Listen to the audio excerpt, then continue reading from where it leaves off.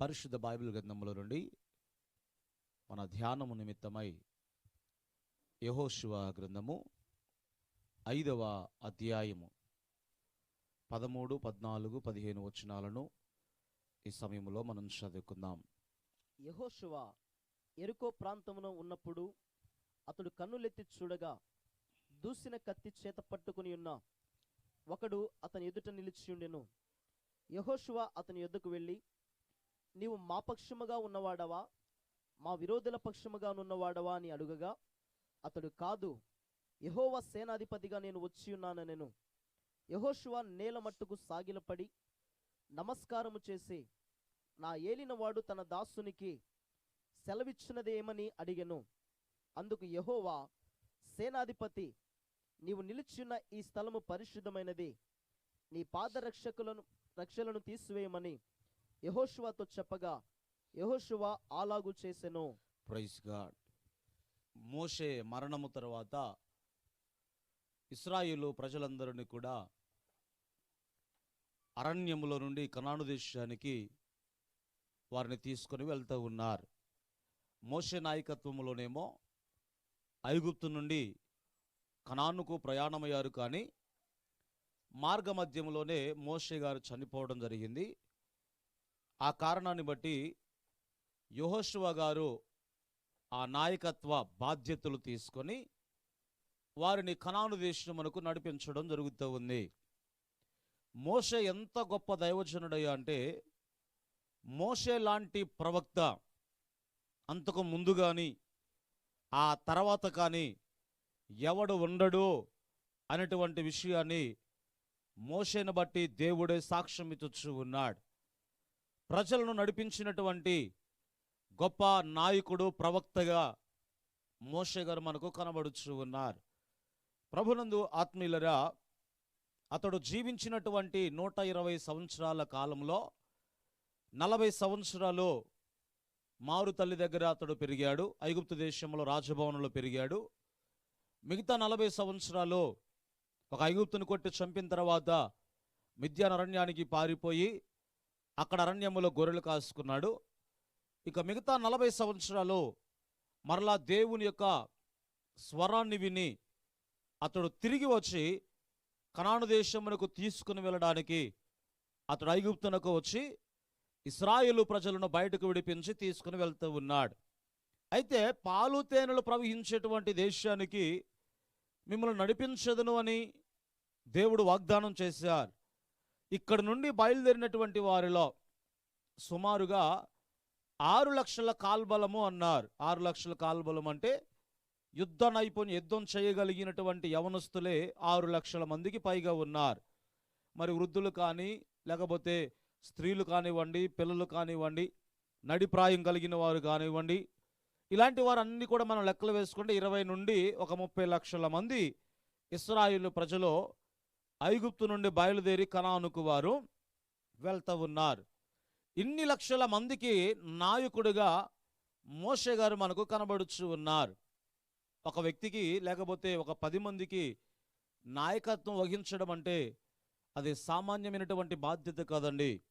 మీకు అర్థం కావడానికి, స్కూల్ హాలిడేస్ ఇచ్చిన తర్వాత తల్లిదండ్రులు చాలామంది, ముఖ్యంగా తల్లులు ఏమంటారు అంటే, ఈ సెలవులు వచ్చిన ప్రాణం మీద అంటారా లేదా, 2 పిల్లలు ఉంటేనే ఇంట్లో ఆ పిల్లల గోళ్ళు తట్టుకోలేక తల్లులు ఏమంటారు, ఈ సెలవులు వచ్చిన దగ్గర నుంచి నేను తట్టుకోలేకపోతున్నాను అన్నట్లుగా.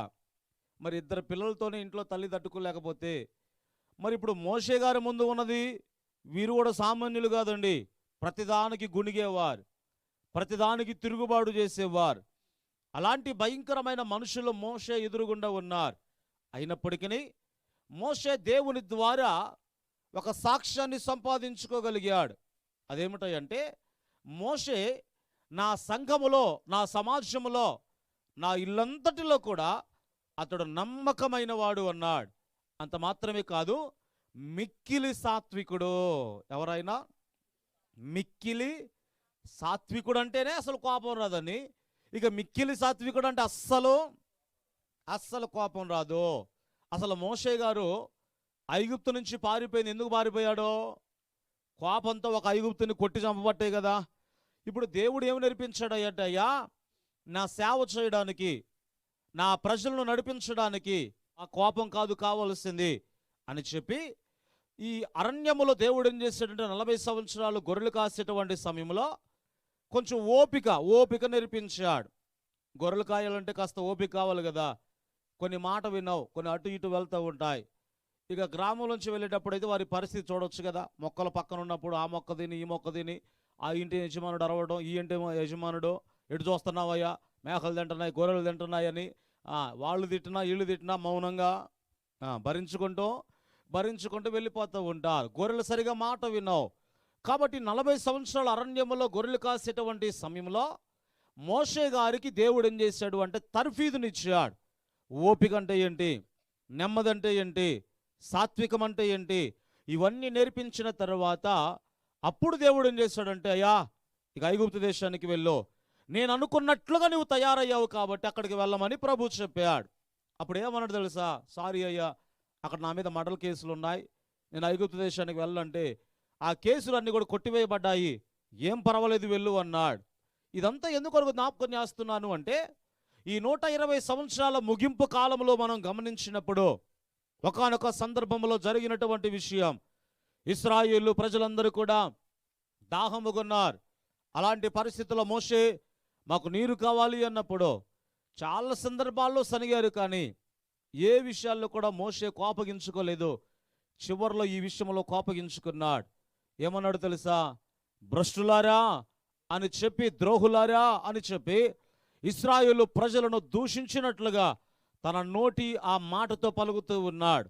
బైబిల్ ఆ మాట రాయబడి ఉన్నది, మోషే తన నోటితో కాని మాట పలికెను అని అక్కడ రాయబడి ఉన్నది. అంటే ఏ కోపం ద్వారా అతడు ఐగుప్తును విడిచిపెట్టి పారిపోయాడో ముగింపులోకి వచ్చేసరికి అదే కోపం మరలా బయటకు వచ్చినట్లుగా లేఖన భాగంలో మనం చూస్తూ ఉన్నాం.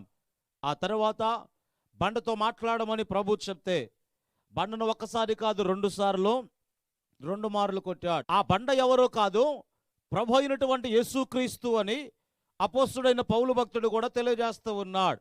ఇశ్రాయేలు ప్రజల దాహము తీర్చినటువంటి బండ, మోషే కొట్టగా చీల్చబడినటువంటి ఆ బండ, శిలువలో రక్తం కార్చేటువంటి యేసయ్యకు సాదృశ్యము అని పౌలు భక్తుడు మాట్లాడుతూ ఉన్నాడు.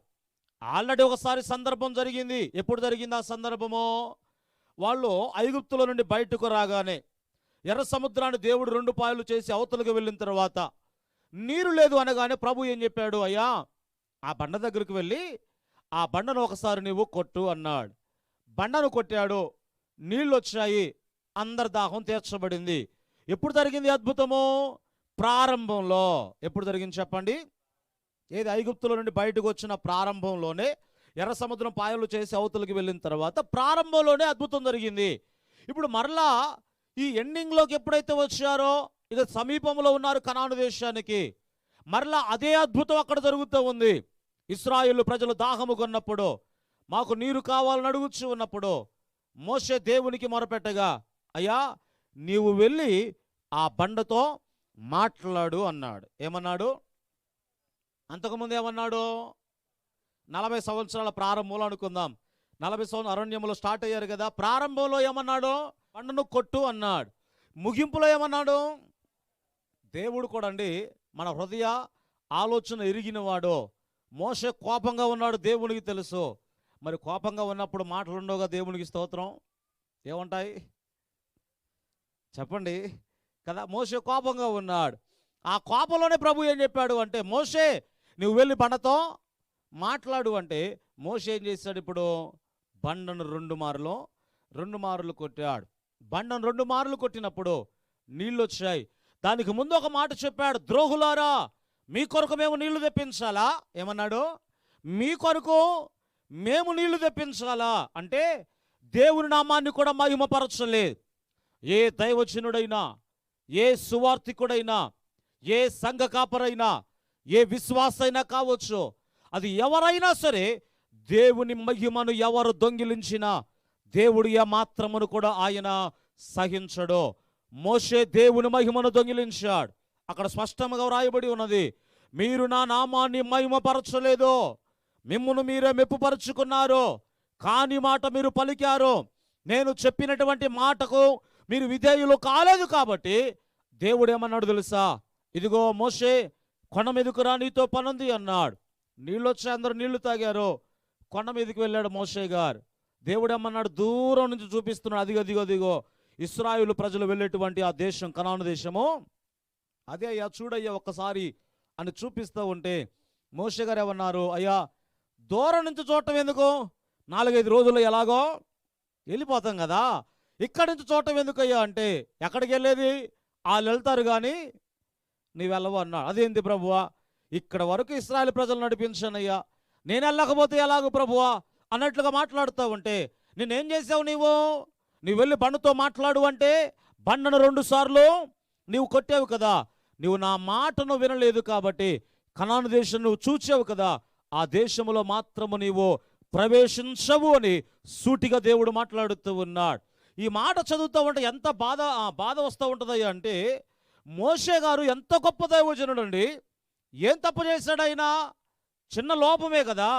మన ఆత్మీయ ప్రయాణంలో కూడా, మన ఆత్మీయ జీవితంలో కూడా చిన్న అబద్ధమే కదా, చిన్న మోహపు చూపే కదా, లేకపోతే చిన్న పాపమే కదా, చిన్న తప్పే కదా అన్నట్లుగా దాటి వేసుకుంటూ వెళ్ళిపోతున్నావేమో. చాలా సందర్భాలు మీకు చెప్పాను. సాతానుకు 2 కూతుళ్ళు ఉన్నారు. పెద్దదాని పేరేమో పర్వాలేదు, చిన్నదాని పేరేమో రేపు చూద్దాంలే. ఏంటది? పెద్దదాని పేరేమో పర్వాలేదు, చిన్నదాని పేరేమో రేపు చూద్దాంలే, పర్వాలేదులే, ఏమైందిలే అన్నట్లుగా. ప్రభునందు ఆత్మీయులరా, మోషే తన జీవితంలో చిన్న పొరపాటే, అది కూడా ఎందుకు రాయించాడు దేవుడు? అదొక్కటి లేకపోతే మోషే మీద మచ్చ ఉండేది కాదు కదా.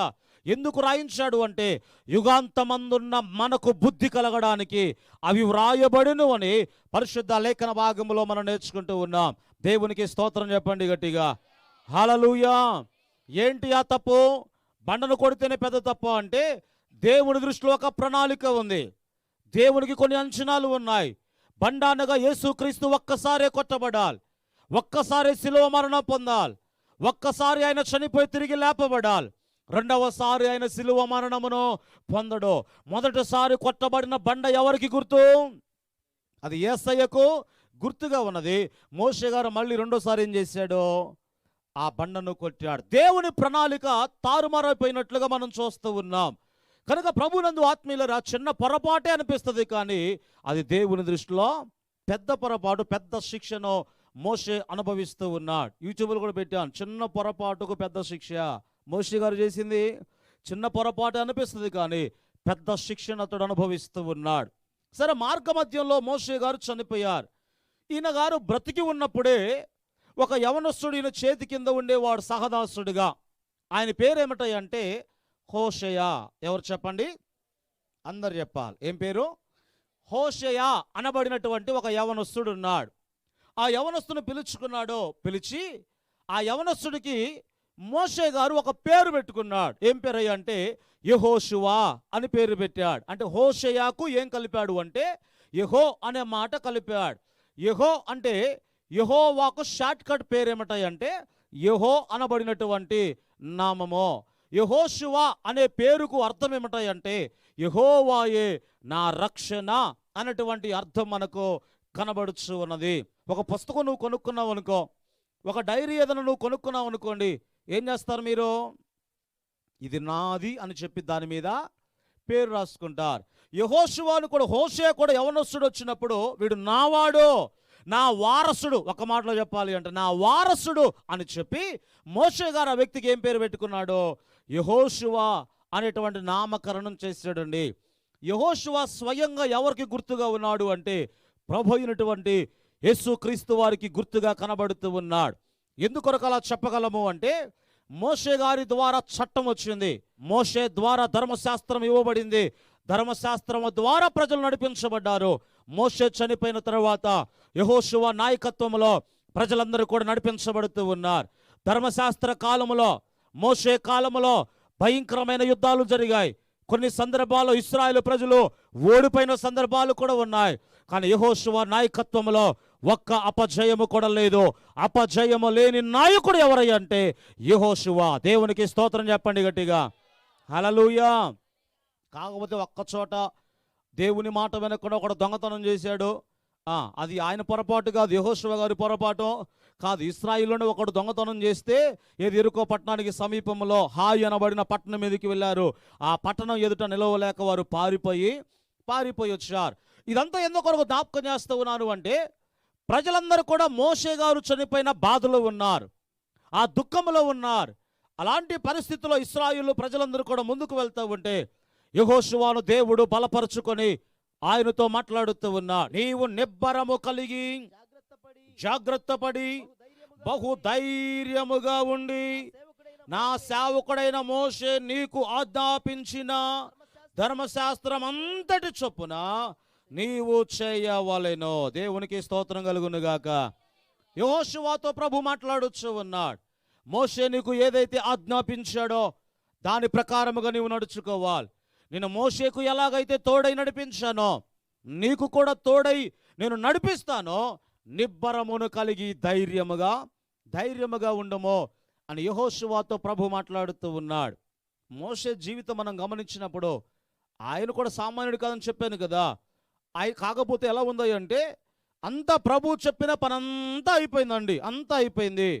దాన్ని మనం ఎలా వాడొచ్చాయి అంటే, డాక్టర్ గారండి ఆపరేషన్ చేశారు కదా, ఏమైందండి ఆపరేషన్ సంగతి అంటే, ఆపరేషన్ సక్సెస్ అయిందండి. ఏమన్నాడు డాక్టర్ గారు? ఏమన్నారు? ఆపరేషన్ సక్సెస్ అయిందండి, మంచిగా జరిగింది ఆపరేషను.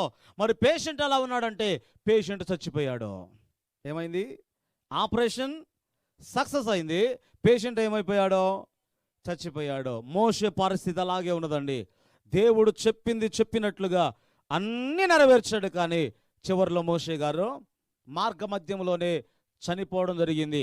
ఎవరు చనిపోయినా, ఎవరు వదిలేసినా, ఎవరు విడిచిపెట్టినా, ఎవరు వ్యతిరేకించినా దేవుడు తన సమాజాన్ని, తన ప్రజలను, తన సంఘాన్ని ఏ మాత్రము కూడా ఆయన చేయి విడిచే దేవుడు కాదు. గట్టిగా చప్పలు కొడుతూ ప్రభు నామాన్ని గణపరచుదాం. హల్లెలూయా. ఈ సంఘమును బలపరచడానికి దేవుడు అపోస్తులను లేవనెత్తుచూ ఉన్నాడు. సంఘాన్ని బలపరచడానికి ప్రవక్తల దేవుడు లేవనెత్తుచూ ఉన్నాడు. సంఘాన్ని బలపరచడానికి బోధకులను దేవుడు లేవనెత్తుకొనొచ్చు ఉన్నాడు. సంఘాన్ని బలపరచడానికి ఉపదేశకులను దేవుడు లేవనెత్తుకొనొచ్చు ఉన్నాడు. సంఘాన్ని బలపరచడానికి నాయకులను దేవుడు లేవనెత్తుకొనొచ్చు ఉన్నాడు. ఎవరు చెయ్యి విడిచిపెట్టినా తన సంఘాన్ని, తన ప్రజలను దేవుడు ఏ మాత్రము కూడా చెయ్యి విడిచిపెట్టే దేవుడు కాదు. మోషే చనిపోయాడని అందరు బాధలో ఉన్నారే. అయ్యో, ఈ నాయకత్వాన్ని ఎవరు భర్తీ చేస్తారు? ఈ అధికారాన్ని ఎవరు భర్తీ చేస్తారు? మోషే గారి ద్వారా ధర్మశాస్త్రం వచ్చింది కదా, చక్కగా మనం నడిపించుకుంటూ వస్తూ ఉన్నాడు. ఇలాంటి నాయకుడు మనకు దొరకడే, ఎలాగున్నా మనము కనాను దేశానికి వెళ్ళాలి అని సతమతం అయిపోయేటువంటి పరిస్థితిలో వారికి మంచి శుభవార్త ఏంటో తెలుసా? దేవుడు మాట్లాడుతూ ఉన్నాడు. మోషే స్థానాన్ని భర్తీ చేయడానికి ఆల్రెడీ తర్ఫీదు పొందినటువంటి యెహోషువను నేను ఎన్నుకున్నాను అని దేవుడు తన ప్రజలతో మాట్లాడుతూ ఉన్నాడు. దేవునికి మహిమ కలుగునుగాక. స్తోత్రం చెప్పండి గట్టిగా. హల్లెలూయా. అది ఎవరైనా కావచ్చు. గొప్ప దైవజనులు, అయ్యో ఆయన 4 రోజులుంటే బాగుండేది, 4 రోజులుంటే పరిచయం బాగా జరిగేది అనేది ఒకవేళ మన దృష్టిలో ఉండొచ్చు. మోషే కొన్ని రోజులు ఉంటే కనాను దేశానికి ప్రజలు వెళ్ళిపోయి ఉండేవారు కదా అని ఒకవేళ మన దృష్టిలో ఉండొచ్చును. కానీ మన ఆలోచనలు వేరు, దేవుని యొక్క ఆలోచనలు వేరు. కనుక ప్రభునందు ఆత్మీయులరా, ఇప్పుడు యెహోషువ నాయకత్వంలో ప్రజలందరూ ముందుకు వెళ్తూ ఉంటే దేవుడు యెహోషువతో మాట్లాడుతూ ఉన్నాడు. నీవు నిబ్బరము కలిగి ధైర్యముగా ఉండము. మోషేకు తోడై ఉన్నట్లుగా నేను నీకు తోడై ఉంటాను. 12 అధ్యాయాలు మనం గమనించినప్పుడు, మొదటి అధ్యాయం నుండి 12 అధ్యాయాల వరకు కూడా మనం గమనించినప్పుడు, మొదటి అధ్యాయంలో యెహోషువ దుఃఖపడుతూ ఉంటే దేవుడు ఏం చేస్తూ ఉన్నాడు? యెహోషువను ధైర్యపరచి ఆయనను ఆదరిస్తూ ఉన్నాడు. అది మొదటి అధ్యాయం. ఇక 2వ అధ్యాయంలో దేవుడు చెప్పాడు కదా, యెహోషువ రేపు నేను గొప్ప కార్యము మీ మధ్యలో చేయబోతున్నాను కాబట్టి ప్రజలందరినీ ఏం చేయమన్నాడు? సమకూర్చమని మాట్లాడుతూ ఉన్నాడు. అది 2వ అధ్యాయం. ఇక 3వ అధ్యాయంలో ఏమన్నాడు అంటే, 12 గోత్రాల నుండి ఒక్కొక్కరిని ఏర్పాటు చేయమని చెప్పాడు. ఎంతమందిని? 12 గోత్రాల నుండి ఒక్కొక్కరంటే 12 మందిని దేవుని మందస్సాన్ని మోయడానికి, ఆ మందస్సాన్ని మోసుకుంటూ ముందుగా వెళ్ళడానికి 12 మందిని ఏర్పాటు చేయమని ప్రభు చెప్పారు. ఆ తర్వాత యోర్దాను దాటమని ప్రభు తెలియపరిచిన తర్వాత దాటి వెళ్ళిపోయారు. ఇక 4వ అధ్యాయంలో మనం గమనించినప్పుడు యోర్దాను దాటి వచ్చిన తర్వాత ప్రజలందరికీ ఏం చేయమన్నాడంటే సున్నతి చేయమని చెప్తూ ఉన్నాడు. ఎందుకొరకు సున్నతి చేయమన్నాడు అంటే ఆల్రెడీ మోషే గారితో ప్రభు చెప్పాడు. మరి మార్గ మధ్యలో పుట్టినోళ్ళు ఉన్నారుగా, ఎవరో అక్కడ కాకుండా ఐగుప్తు దేశంలో కాకుండా ఈ అరణ్యంలో పుట్టిన పిల్లలు ఉన్నారు కదా. యోర్దాను దాటిన తర్వాత పరమ కానానుకు వెళ్ళాలి అంటే ఇశ్రాయేలు ప్రజలందరూ కూడా ప్రత్యేకించబడినటువంటి జనాంగముగా ఉండాలి. మీకు నాకు మధ్యలో నిబంధన ఏమిటాయంటే ప్రతి మగవాడు కూడా ఏం చేయబడాలి? సున్నతి చేయబడాలి. దీని ద్వారా మీరు నా సంబంధులు అవుతారు అని ప్రభు మాట్లాడుతూ ఉన్నాడు. ఇది దేనికి సాదృశ్యం అంటే ఈ దినాలలో మారు మనసుకు గుర్తుగా మనకు కనబడుతూ ఉంది. ఇక 4వ అధ్యాయంలో అందరికీ సున్నతి చేయమని ప్రభు చెప్పాడు. 5వ అధ్యాయంలో ప్రభు ఏం చెప్పాడు అంటే ఇదిగో యెహోషువ 10 పట్టణాలు నీకు ఎదురుగా వస్తాయి, ఆ 10 పట్టణాలు కూడా నీవు జయించాలి అని యెహోషువతో మాట్లాడుతూ ఉన్నాడు. ఆ 10 పట్టణాల్లో ఒక పట్టణం ఏమిటాయి అంటే యెరికో పట్టణం. ఏ పట్టణం అది? యెరికో పట్టణం. ఇలా వస్తుంది అని ప్రభు మాట్లాడుతూ ఉన్నాడు, ధైర్యపరుస్తూ ఉన్నాడు. ఇక 6వ అధ్యాయంలోనికి వచ్చేసరికి యెహోషువ గారికి ఒక ధైర్యం వచ్చింది. ఏంటా ధైర్యమో? నేను జయిస్తాను, నేను గెలుస్తాను, నా పక్షముగా దేవుడు ఉన్నాడు, నాకేం పర్వాలేదు అనేటువంటి ధైర్యం ఈ యెహోషువ గారిలోనికి వచ్చేసింది. ఇక ఆ తర్వాత 7వ అధ్యాయము నుండి 12వ అధ్యాయం వరకు ఏం జరుగుతున్నాయి అంటే యుద్ధాలు జరుగుతూ ఉన్నాయి. 10 పట్టణాలను కూడా యెహోషువ జయించగలిగాడు. దేవునికి స్తోత్రం చెప్పండి గట్టిగా. ఇది మొదటి అధ్యాయం నుండి 12వ అధ్యాయం వరకు వ్రాయబడినటువంటి విషయాలు. అయితే ఇప్పుడు మనం చదువుకున్నటువంటి ఆ భాగాన్ని ఒకసారి జ్ఞాపకం చేసుకుందామా? 5వ అధ్యాయములో 13వ వచనముల నుండి కొన్ని విషయాలు మరొకసారి మనం చదువుకొని మన ధ్యానములో ముందుకు కొనసాగిపోదాం. యెహోషువ యెరికో ప్రాంతములో ఉన్నప్పుడు అతడు కన్నులెత్తి చూడగా దూసిన కత్తి చేత పట్టుకొని ఉన్న ఒకడు అతని ఎదుట నిలిచి ఉండెను. యెహోషువ అతని యొద్దకు వెళ్ళి నీవు మా పక్షమున ఉన్నవాడవా లేకపోతే మా విరోధుల పక్షముగా ఉన్నవాడవా అని అడుగగా అతడు నేను ఎవరి పక్షమున ఉన్నవాడును కాదయ్యా, యెహోవా సేనాధిపతిగా నేను వచ్చి ఉన్నాను అనేను. యెహోషువ అప్పుడు ఏం చేశాడు? నేల మట్టుకు సాగిలపడి నమస్కారమును చేసి నా ఏలినవాడు తన దాసునికి సెలవిచ్చున్నది ఏమని అడిగేను. చాలా జాగ్రత్తగా గమనించండి. అందరు నా వైపు చూస్తారా? యెరికో పట్టణం ముందుగా ఉన్నది. ఇప్పుడు కనానుకు వెళ్ళాలి అంటే యెహోషువ గారు తన సైన్యముతో యెరికో పట్టణాన్ని ఏం చేయాలి? దాన్ని జయించి కనాను దేశానికి వారు వెళ్ళవలసి ఉన్నది. దేని ముందు ఉన్నారు ఇప్పుడు వీరు? యెరికో పట్టణానికి దగ్గరలో ఉన్నారు. యెరికో కోట గోడలు మనం గమనిస్తే ఒకేసారి 12 రథములు దాని మీద ప్రయాణం చేయొచ్చట. ఎన్ని రథాలు? 1 వే ట్రాఫిక్ అనుకోండి. ఇటు 6 రథాలు, ఆ తర్వాత అటు 6 రథాలు, డబల్ రోడ్ అనుకుందాం. ఇటు 6 రథాలు, అటు 6 రథములు ఒకేసారి ఆ గోడ మీద ప్రయాణం చేయొచ్చు. ఇక మీకు అర్థం కావడానికి ఒక రథం అంటే సుమారుగా ఇదిగో ఈ కంటికోడ నుంచి ఈ రాళ్ల వరుస క్రమం చూసారా, ఇంత ఉండొచ్చండి. ఒక్క రథం ఇంత ఉండొచ్చు. ఇలాంటి రథాలు ఎన్ని పడతాయి? 12 రథాలు పడతాయి. అంటే మరి యెరికో కోటగాడలు ఎంత బలమైనవో ఒక్కసారి మనం ఆలోచన చేయాలి. దాని మీద ఇల్లు కూడా కట్టుకున్నారు చాలా మంది, అవునా కదా? ఒక వేశ్య, ఎవరామే? రాహాబ్ అనబడిన వేశ్య ఇల్లు కూడా కట్టుకుంది అక్కడ. అంత ఎత్తైనటువంటి కోటగోడలు, అంత వెడల్పైనటువంటి బలమైన కోటగోడలు. ఇప్పుడు ఆ పట్టణాన్ని జయించాలి అంటే ముందు ఏం కోలగొట్టాలి? అప్పుడు పొక్కులు ఏం లేవు, ఇంకేంది వాడిని ఏమంటారు, బాంబులు కూడా అవేమి కూడా లేవు అప్పుడు. మరి ఏం చేయాలి ఇప్పుడు? ఏం చేయాలి అర్థం కానిటువంటి పరిస్థితుల్లో దేవుడైనటువంటి యెహోవా ఏం చేశాడు తెలుసా? దేవదూతను పంపించవచ్చు, లేకపోతే ఇంకెవరైనా ప్రవక్తలైనా పంపించవచ్చు, లేకపోతే ఇంకేదైనా ఆయన చేయొచ్చు, నోటి మాటతో సెలవివ్వచ్చు. కానీ స్వయముగా యెహోషువను దర్శించడానికి నా యేసయ్య దిగి వచ్చినట్లుగా లేఖన భాగంలో మనం చూస్తూ ఉన్నాం. గట్టిగా చప్పలు కొడుతూ ప్రభు నామాన్ని గణపరచుదా. హల్లెలూయా. నీవు ఏ స్థలంలో ఉండి మొర్రపెట్టినా ఆయనే స్వయముగా దిగి వచ్చేటువంటి దేవుడు. అపోస్తల కార్యముల గ్రంథంలో రాయబడిన మాట, ఆయన మనకు దూరముగా ఉండే దేవుడు కాదు, మనకు సమీపముగా ఉండే దేవుడు ఎంత సమీపముగా ఉంటాడంటే ఆ ఫీలింగ్ ఎవరికి అర్థమవుతుందో తెలుసా? డైలీగా ఎవరైతే ప్రభుతో సహవాసం చేస్తారో, డైలీగా ప్రభుతో ఎవరైతే మాట్లాడతారో ఆ ఫీలింగ్ వాళ్ళకి అర్థమవుతుంది. కానీ ఎప్పుడో సంవత్సరానికి ఒకసారి మోకాలు వేసి ప్రభువా అంటే నువ్వు ఎవడరా అంటాడు ఆయన.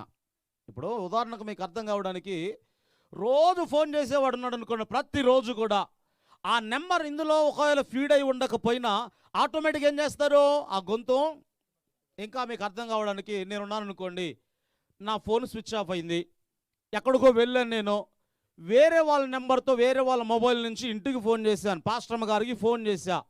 ఫోన్ చేయగానే హలో అనగానే, ఒకవేళ హలో అనగానే అర్థం కాకపోతే ఎవరండి అన్నారనుకోండి, నేనే అనగానే చెప్పండి. అదే వేరే వాళ్ళ గొంతు అయితే నేనే అనగానే ఎవడురా నువ్వు అంటారు, అవును కదా?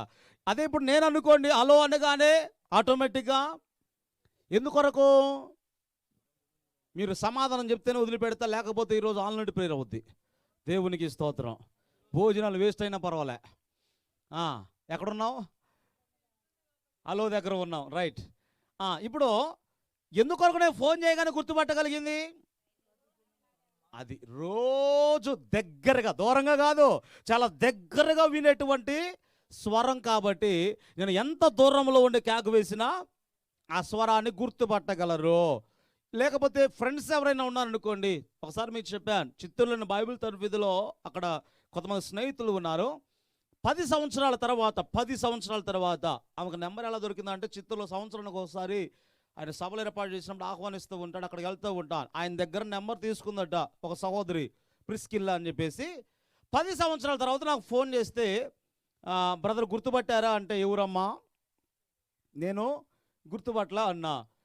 గుర్తుపట్లాడు, కాసేపు సేవ ఎలా ఉంది, పిల్లలు ఎంతమంది, ఇట్లా మాట్లాడతారు. మీరు ఎవరమ్మా అంటే అసలు ముందు చెప్పట్లా, తర్వాత రాయలసీమ లాంగ్వేజ్ అంటే నాకు అర్థమవుతుంది కదా, వెంటనే చెప్పేసి ప్రిస్కిల్లా కదా అనగానే, భలే గుర్తుపట్టారు బ్రదరు అంటే. ఎన్ని సంవత్సరాల తర్వాత?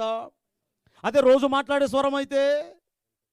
అది దేవుడు కూడా ఏం చేస్తాడు తెలుసా? ఏం చేస్తాడు అంటే, రోజు దేవుడితో మాట్లాడుతూ ఉంటే మోకాళ్ళు వేసి తండ్రి అనగానే, ఏంటి నా కుమారుడా అంటాడు ఆయన. చపలు కొడుతూ ప్రభునామాన్ని గణపరచుదా. ప్రార్థన చేసే మొహం కాదు కదా మంది. నెలకోసారి మోకాళ్ళు వేసి ప్రభువా అంటే ఎవడరా నువ్వు అంటాడు. ఎందుకొరకు? అది రోజు వినబడే స్వరం కాదు కదా. కాబట్టి దేవునితో మనము సాన్నిహిత సంబంధాన్ని కలిగి ఉండాలి. యెహోషువ నాయకత్వంలో ప్రజలు ముందుకెళ్తూ ఉన్నారు. భయంకరమైనటువంటి పట్టణము వారికి ఎదురుగుండా కనబడేటువంటి సమయంలో ఎటు దిక్కు తోచనటువంటి పరిస్థితిలో ఉన్నారు. దేవుడే స్వయముగా ఆయన ఎద్దుకు దిగి వచ్చాడు. ఎలా దిగి వచ్చాడు అంటే, దూసి ఉన్న కత్తి చేత పట్టుకొని వచ్చాడట. ఎలా వచ్చాడు? దూసి ఉన్న కత్తి అంటే కత్తి ఇలా పట్టుకొని ఉన్నాడు. కత్తి వరలో ఉండడానికి, దూసి ఉన్న కత్తి చేతిలో పట్టుకొనడానికి తేడా ఏంటి మీరు చెప్పండి? కత్తి ఇందులో ఉండడానికి, చేతిలో ఉండడానికి తేడా ఏంటి? ఇందులో ఉందనుకోండి, మామూలుగా యుద్ధం వచ్చిన తర్వాత అప్పుడు చూద్దాంలే అన్నట్లుగా దీన్ని తీసి రెడీగా పెట్టాడంటే అర్థం ఏంటి? యుద్ధం చేయడానికిగా రెడీగా ఉన్నారు. ఇప్పుడు యెహోషువ ఎదుట దేవదూత ఉన్నాడు. ఏ దేవదూత అయినా, యెహోవా సేనాధిపతిగా నేను వచ్చాను అని మాట్లాడుతూ ఉన్నాడు. ప్రభునందు ఆత్మీయులరా, ఇక్కడ రాయబడిన మాట, యెహోవా సేనాధిపతి అని ఎవరికి బిరుదు?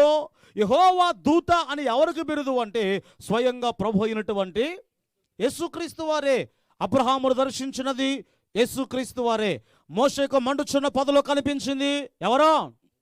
యెహోవా దూత అనే మాట అక్కడ వ్రాయబడి ఉన్నది, స్వయంగా యేసుక్రీస్తు వారే. ఆ తర్వాత షడ్రక్ మేషక్ అబేద్నెగో అనబడిన వారు అగ్నిగుండంలో వేయబడినప్పుడు వారితో పాటు తిరిగినది ఎవరు? మనుషుల రూపము, దేవదూతల రూపమును కలిగిన వాడై ఉన్నాడు అని రాజు మాట్లాడుతున్నాడు కదా. స్వయంగా ఎవరైనా?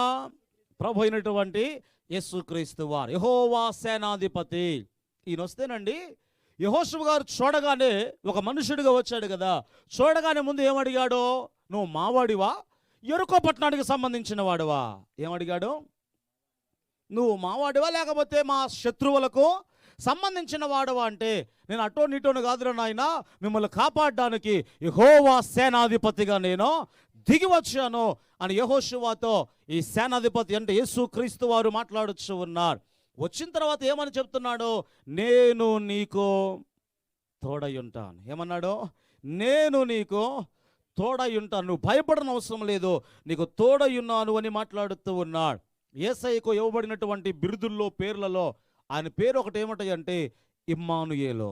ఏం చెప్పండి? ఇమ్మానుయేలు అంటే దేవుడు మనకు తోడుగా ఉంటాడు. ఎవరికి తోడుగా ఉంటాడు? ఎవరికి తోడుగా ఉంటాడు అంటే ఆయనతో సాన్నిహిత సంబంధం ఎవరైతే కలిగి ఉంటారో ఆయనకు మాత్రమే ఆయన తోడుగా ఉంటాడు. అయితే ఎందుకొరకు ఆయన తోడుగా ఉంటాడు అంటే మీకు మేలు చేయుటకై యెహోవా మీకు తోడై ఉండును. దేవునికి స్తోత్రం చెప్పండి గట్టిగా, హల్లెలూయా. ఎందుకు తోడుగా ఉంటాడు ఆయన? మనుషులు మన పక్కన ఉండొచ్చు కానీ మనకు కీడు చేసి ఉంటారా ఉండరా? ఇందిరాగాంధీ గారిని చంపింది ఎవరండి? నన్ను కాపాడరా అని బాడీ గార్డ్ని పెట్టుకుంటే ఆయన ఏం చేశాడు? బాడీ గార్డ్ అంటే ఈ శరీరాన్ని కాపాడరా అని చెప్పేసి ఒక బాడీ గార్డ్ని పెట్టుకుంటే ఆ బాడీ గార్డ్ ఏం చేశాడు? కాల్చి చంపేశాడండి. కాబట్టి మనుషులు నీ పక్కనే ఉండి నీకు కీడు చేస్తారేమో, వెన్నుపోటు పడవడానికి ఒకవేళ నీ పక్కన ఉంటారేమో, కానీ అపోస్తలుడైనటువంటి పౌలు భక్తుడు పలికిన మాట, నన్ను బలపరచడానికి నా యేసయ్య నా పక్కన నిలుచుని ఉన్నాడు అని పౌలు భక్తుడు మాట్లాడుతూ ఉన్నాడు. అందుని బట్టి సింహము నోట నుండి నేను తప్పించబడి తిని. దేవునికి స్తోత్రం చెప్పండి గట్టిగా, హల్లెలూయా. మనలను బలపరచడానికి మనకు ఆయన తోడుగా ఉన్నాడు. దేవుడు ఆయన ఎప్పుడు కూడా 24 గంటలు డ్యూటీలో ఉంటాడండి. ఎన్ని గంటలు? వాచ్మెన్ ఉన్నారనుకోండి, ఎన్ని గంటలు అంటే మాకండి 8 గంటలు డ్యూటీ అండి. రాత్రి ఒకరోజు రాత్రి పడవచ్చు, ఒకరోజు ఉదయం పడవచ్చు అని చెప్తారు. కానీ దేవుడు ఎన్ని గంటల డ్యూటీలో ఉన్నాడు? ఆయన 24 అవర్స్ కూడా డ్యూటీ. ఏం చేస్తాడు ఆయన? ఇశ్రాయేలును కాపాడువాడు, కునుకడు, నిద్రపోడు. ఆయన నిద్రపుచ్చే ప్రార్థన చేయని అవసరం లేదు, మళ్ళీ పొద్దున్న నిద్ర లేపే ప్రార్థన చేయని అవసరం లేదు. 24 గంటలు కూడా మనలను కాపాడడానికి యెహోవా కనుదృష్టి మన మీద నిలిచి ఉన్నది. గట్టిగా చప్పలు కొడితే ప్రభు నామాన్ని గణపరచుదా, హల్లెలూయా. ఎప్పుడు తోడుగా ఉంటాడు ఆయన? ఆయన నిద్రపోయేవాడు కాదు, ఇశ్రాయేలును కాపాడువాడు, కునుకడు, కునుకుపాటు కూడా ఆయనకి రాదండి. కాబట్టి ప్రభు మాట్లాడుతున్నాడు, యెహోషువా నువ్వు భయపడని అవసరం లేదు, నేను నీకు ఏమై ఉన్నాను? తోడై ఉన్నాను. దేవుడు తోడుగా ఉంటే ఏం జరుగుద్ది? ఇప్పుడు యుద్ధాలు వస్తాయి, కానీ ధైర్యం ఏంటో తెలుసా? ఆ యుద్ధంలో దేవుడు నాతో పాటు ఉన్నాడు. అంటే దేవుడు మనతో ఉంటే యుద్ధాలు పోవని అర్థం కాదు, మనకు భయం పోద్ది. ముందు ఏం పోద్ది? మీకు అర్థం కావడానికి మా చిన్నపిల్లోడు, మా నిమ్ము చిన్నప్పుడు అప్పుడప్పుడు మాటలు వస్తూనే ఉన్నాయి. బాత్రూమ్కి వెళ్ళాడు ఆయన. బాత్రూమ్కి వెళ్ళి లోపల డోర్ వేసి లోపల కూర్చున్నాడు. లోపలికి వెళ్ళగానే కరెంటు పోయింది. ఈ లోపల ఏమైంది? కరెంటు పోయింది. కరెంటు పోగానే డాడీ అన్నాడు. అనగానే ఇక ఆ తర్వాత మళ్ళీ సౌండ్ ఏం లేదు. అంటే కరెంటు పోగానే వేసింది, ఇప్పుడు భయం వేసింది. డాడీ అనగానే అనగానే ఇప్పుడు ఏమొచ్చేసింది అంటే ఇప్పుడు చీకటి పోయిందా, భయం పోయిందా? చీకటి పోలా, కానీ ఏం పోయింది? భయం పోయింది. ఎందుకు పోయిందంటే ఆ చీకటిలో కూడా నా దేవుడు లేకపోతే, నా తండ్రి నన్ను నడిపించేటువంటి మా నాన్న నాతో పాటు ఉన్నాడు అనేటువంటి ఒక ధైర్యం. గట్టిగా చప్పలు కొడుతూ ప్రభు నామాన్ని గణపరచుదా, హల్లెలూయా. సమస్య పోకపోవచ్చు, కానీ దేవుడు నీతో ఉంటే ఆ సమస్యను ఎదుర్కొనేటువంటి ధైర్యము నీవు కలిగి ఉంటావు. అప్పుడప్పుడు మేము ప్రార్థనకి వెళ్ళి వస్తూ ఉంటే ఈ బయట పెడతా ఉంటారు మరి అదేందో ఇస్తరాకుల మీద, అమ్మా ఇస్తరాకుల మీద అన్నాలు కూరలు ఏదో పెట్టేసి. నేను ఒకసారి ఒక ఆయన అడిగా, ఏందా అంటే అది దయ్యాల భోజనం అట. ఏం భోజనం? దయ్యాలు కదా. ఒకసారి మేము చూస్తూ ఉంటే కుక్కలు తింటాం వచ్చి. ఏందంటున్నాయండి? కుక్కలు. దాని మీద ఏదేదో పోసేసారు, పసుపు కారం ఇంకేదో, దాని మీద ఎర్రగుండేది అది అమ్మా, కుంకుమ ఇంకేదో మొత్తం పోసేసి అక్కడ పెట్టేసి ఏదేదో అడావుడి నిమ్మకాయలు గిమ్మకాయలు. ఒకసారి ఇలాగే ఒక దైవజనులు మందనపల్లి రాజశేఖరయ్య గారు, ఎంతమంది మరి యూట్యూబ్లో చూసే ఉంటారు, ఆయన కొత్తగా సేవ ప్రారంభించినటువంటి దినాల్లో అనాథాశ్రమం ఏదో ఉందంటే అక్కడ ఉన్నటువంటి ఈ పిల్లలు ఉంటారు చూసారా, చదువుకునే పిల్లలు ఉంటారు కదా, పొద్దున్నే లేవగానే ఆ చుట్టూ కూడా గోడ చుట్టూ ఏం కనిపించాయి అంటే కోడిగుడ్లు కనిపించాయట. దాని మీద ఏది పసుపు, దాన్ని ఏమంటారు ఎర్రది, ఆ కుంకుమ ఈ జల్లేసి నిమ్మకాయల తర్వాత ఈ కోడిగుడ్లు దేని చుట్టూ పెట్టారు? ఆ పాస్టర్ గారు ఉన్నటువంటి ఆ అనాథాశ్రమం ఏదైతే ఉందో ఆ ప్రారి చుట్టూ కూడా కోడిగుడ్లు, ఆ తర్వాత నిమ్మకాయలు తీసుకొచ్చి పెట్టారట. పొద్దున్నే పిల్లలు లేవగానే అవి చూసి భయపడిపోయి కేకలేసి ఈ లోపల అరుస్తూ ఉంటే పాస్టర్ గారికి కబురు చెప్పారు. పాస్టర్ గారు వచ్చారట. అయ్యగారు వచ్చి అదంతా చూశారు. అది ఎవరు పెట్టారు పాస్టర్ గారికి బాగా బాగా తెలుసుట. ఈ పాస్టర్ గారు ఏం చేశారంటే మౌనంగా ఆ వ్యక్తి దగ్గరికి వెళ్ళాడు. అయ్యా, ఇది నువ్వు పెట్టావని నాకు తెలుసు, నువ్వే పెట్టావని నాకు తెలుసు. మర్యాదగా ఏ చేత్తో పెట్టావో ఆ చేత్తో నువ్వు తీసి వాటిని బయటపడేసే, లేకపోతే ఈ గుడ్లన్నీ కూడా ఆమ్లెట్లు వేసుకుని తినేస్తాను అన్నాడట. దేవునికి స్తోత్రం చెప్పండి గట్టిగా. హల్లెలూయా. ఇక తెలుసు వాడికి, ఈయన ఆమ్లెట్లు వేసుకొని తింటే ఆయనకేమవుతుందో వాడికి తెలుసు, ఎవడికి పెట్టినోడికి. ఎందుకొరకంటే ఎవరు ఏం చేసినా ముందు పాస్టర్ గారు ఏం చేస్తారు, ప్రార్థన చేస్తారు కదా. అది ఎంత శాపమైనా ఆశీర్వాదకరంగా మార్చబడుతుంది కదా, అది ఎంత అపవిత్రమైన అయినా పవిత్రంగా మార్చబడుతుంది కదా. ఆల్రెడీ చెప్పేశాడట, నువ్వు కానీ నీ చేత్తో తీసుకెళ్తే తీసుకెళ్ళు, లేకపోతే ఆమ్లెట్లు వేసుకొని తినేస్తాను అన్నాడు. ఏ చేత్తో పెట్టాడో మళ్ళీ ఆ చేతుల్లోనే ఆ చేతులను తీసుకొని వెళ్ళిపోయాడట. ఈ సందర్భాన్ని ఎందుకొరకు జ్ఞాపకం చేస్తున్నాను అంటే, రోడ్డు మీద ఏదైనా కనబడితే భయపడతాం, లేకపోతే ఎవడన్నా కళ్ళకు వస్తే భయపడతాం. ఇక కొంతమంది అంటారు, అదేందో అండి వాడు రోజు మా ఇంటికి వచ్చి ఒక 5 నిమిషాలు నా కళ్ళలో కళ్ళు పెట్టి చూసి వాడు మాట్లాడిపోయిన దగ్గర నుంచి నాకు ఒకటే జ్వరం అండి. ఆడు మాట్లాడితే నీకెందుకు జ్వరం వస్తుంది? చాలాసార్లు మీకు చెప్పాను కదా, వాడు కళ్ళల్లో కళ్ళు పెట్టి చూస్తే జ్వరం రావాల్సింది నీకు కాదు, వాడికి రావాలి. గల కారణం ఏమిటాయంటే, వానిలో ఉన్నవాని కంటే నీలో ఉన్నవాడు గొప్పవాడు. గట్టిగా చప్పలు కొడుతూ ప్రభు నామాన్ని గణపరచుదా. హల్లెలూయా. ఎవడికి రావాలి జ్వరం చెప్పండి? నీకు కాదు, నీతో 5 నిమిషాలు మాట్లాడితే వాడికి జ్వరం రావాలి. ఎందుకొరకు? బైబిల్లో రాయబడిన మాట, మీలో ఉన్నవాడు గొప్పవాడు, మీలో ఉన్నవాడు గొప్పవాడు. కనుక ప్రభు వాగ్దానం ఇస్తూ ఉన్నాడు, నువ్వు భయపడన అవసరము లేదు. భయం అనేది ఏదో ఒక సందర్భంలో వస్తుందండి. ఏలియా అంటే రోషం కలిగిన ప్రవక్త ఈయన అసలు ఎవరికి భయపడ్డండి. అగ్ని దిగిరా అనగానే అగ్ని దిగి వచ్చేది. ఆ తర్వాత వర్షమా కురవద్దు అనగానే ఆకాశ తూములు మూయబడేవి. ఆ తర్వాత ఆకాశమా మరలా వర్షించునుగా అనగానే వర్షం పడేది. అంత గొప్ప దైవజనుడు అండి. ప్రాణంతోనే పరలోకానికి కొనుపోబడిన వాడు ఒక్క సందర్భంలో భయపడ్డాడు. ఈమె భయపెట్టేసిద్ది. ఎవరామె? నేర్చుకున్నాం కదా అంతకుముందు వారంలో మనం, యెజబెలు రాణి. ఎంతటోడైనా భయపడాల్సిందే. చివరికి భర్తను భయపెట్టే భార్యలు ఉంటారులేండి కొంతమంది. దేవునికి స్తోత్రం. కూర్చున్న వాళ్ళు ఎవరున్నారు ఇక్కడ? కోపడమా అక్కడ కొంతమంది ఉంటారులేండి. అవునే కదా, భర్తను కూడా భయపెట్టే భార్య ఈమె. సరే, మొత్తానికి ఇప్పుడు ఏలియా ప్రవక్త భయపడిపోయి దూరంగా వెళ్ళిపోయి మోకాళ్ళ సందులో తలకాయ పెట్టుకొని ప్రార్థన చేస్తూ ఉన్నాడు. ఏమని ప్రార్థన చేస్తున్నాడు తెలుసా? ప్రభువా, నాకు ఆత్మహత్య చేసుకోవడం చేత కాదయ్యా, సూసైడ్ చేసుకోవడం చేత కాదయ్యా, నువ్వే చంపేసేయి. ఏమన్నాడు? అన్నాడా లేదా? అయ్యా, ఈ ప్రాణం తీసేసుకో అని మాట్లాడుతూ ఉన్నాడు. అన్ని ప్రార్థనలు దేవుడు విన్నాడు, కానీ ఈ ప్రార్థన వినలా. ఏ ప్రార్థన?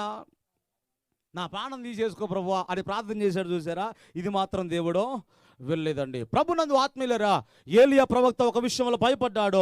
ఆ తర్వాత నిద్రపోయేటువంటి సమయంలో కాల్చబడినటువంటి అప్పాన్ని తీసుకొచ్చాడు.